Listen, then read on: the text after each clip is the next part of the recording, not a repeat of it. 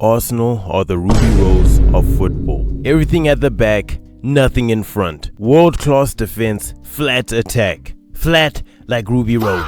We are the most bottom-heavy team in Europe. And I'm an Arsenal fan, and I can say without bias that we have the best defense in the world. That is not a lie, and I thank God every day that Gabriel and Saliba have not yet pulled a Trent on us and gone Galactico. At least Trent left Liverpool with a UCL and a couple of Prems. If Saliba left, he would be leaving us with a bunch of participation awards and a trophy cabinet emptier than my motivation when my alarm goes off at 6 AM on a Monday. Every morning, I get on my knees, no diddy, and pray to my Lord and Savior Gabriel Jesus. And in the evening, I light a black candle, draw a pentagram in chalk in my living room floor, and consult with Beelzebub himself. Just keep Gabriel and Saliba at the back for another 5 years. So now, you guys tell me, how can I possibly lose when I've got the Almighty and the Prince of Darkness tag teaming on my behalf?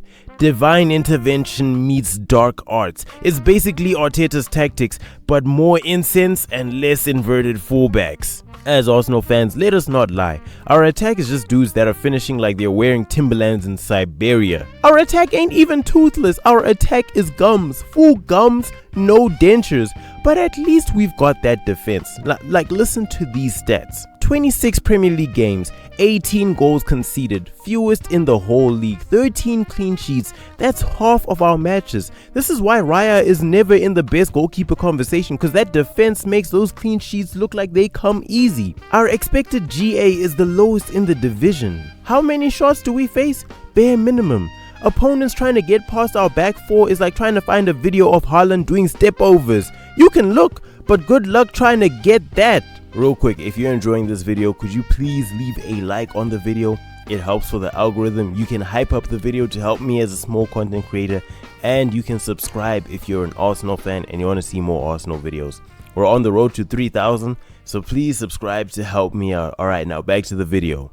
Here's a little fun fact. I started working on this video after Arsenal beat Wigan Athletic 4-0 in the FA Cup, drew against Wolves 2-2 in the Premier League, and beat Tottenham 4-1 in the Premier League again. And now I know what you're thinking. Hey man, I mean, we demolished Wigan Athletic and we demolished Tottenham, but we still drew to Wolves, so that means that we have a really good attack still, right?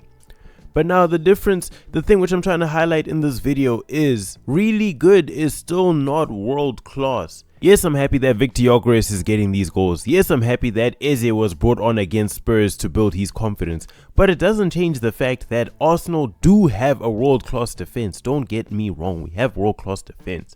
But we do not have a world-class attack. Look at Victor Gyökeres.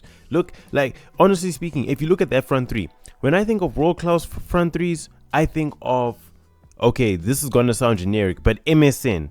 I think of LBBC, you know what I mean? Bale, Benzema, Cristiano. Those are world-class attacks. But maybe it's not fair to say Messi and Ronaldo's attacks are world-class attacks, even though they were. Let's take those two out. Let's look at Kvaratskhelia, Doué, and Ousmane Dembele. You could say that's world-class, actually. You could say that's world-class. Maybe Doué, 50-50. Kvaratskhelia. Definitely Kvaratskhelia. Doué, you know, let's give Doué his flowers. He might be young, but let's give that man his flowers. When I think of world class, I think of Real Madrid's attack. You know, Vinicius Jr., Mbappe. I don't know what they're doing nowadays with Masantuono or Rodrigo, but I mean Rodrigo even, you know, that's a world class attack. But now when I think of Arsenal's and you're throwing in Trossard, Saka, and Gyökeres, I love all three of those players. But can a Gyökeres make it into Real Madrid? Can a Gyökeres make it into Barcelona? Can a Gyökeres make it into... Okay, let me not say Man City. Man City doesn't count. Liverpool, I don't know. Maybe Gyökeres can make it into Liverpool. But that's what I'm saying. Like, it just feels like we do not have a world-class attack. So now when I'm seeing all these rumors and whispers about Julian Alvarez coming to Arsenal, that excites me a little bit. But the statement I'm trying to make with this video is that our team is still... bottom heavy, still bottom heavy. Yes, you can say we have two world-class holding midfielders. Okay, let me not call Declan Rice a holding midfielder. Let me say Declan Rice is a world-class midfielder. Zubimendi, he's developing. The cam position in Arsenal, we don't know what's going on with the cam position. Is it going to be Odegaard? Is it going to be Eze? Is it going to be Havertz? still, you know, there's still space for improvement over there. Maybe Eze is going to grow into the role. Maybe Havertz is going to step into that position and become, you know, our midfielder to complete our midfield. But at least we have Declan Rice here. Declan Rice is a world-class player.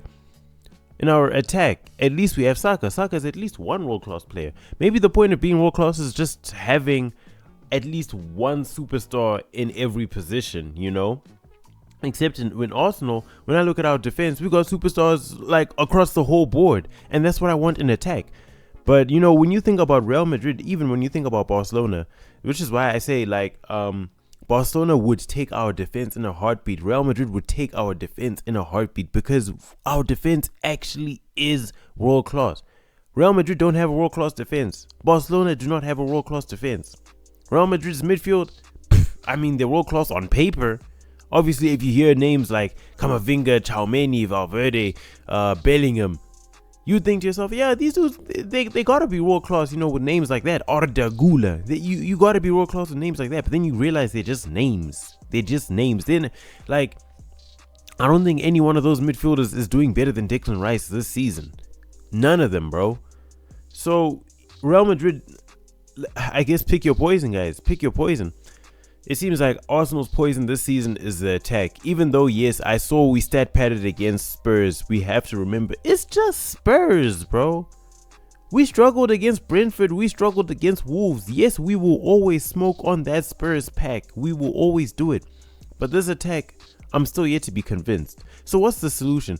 What happens when we have a team like Arsenal, who are the Ruby Rose of football, who are just bottom heavy, you know, all ass, no tits? What do? We get a boob job. We get a boob job. We put something in front there. We give our team something to look at. We give our team a chest. In the summer, I need my team to go and find the right attackers, bro.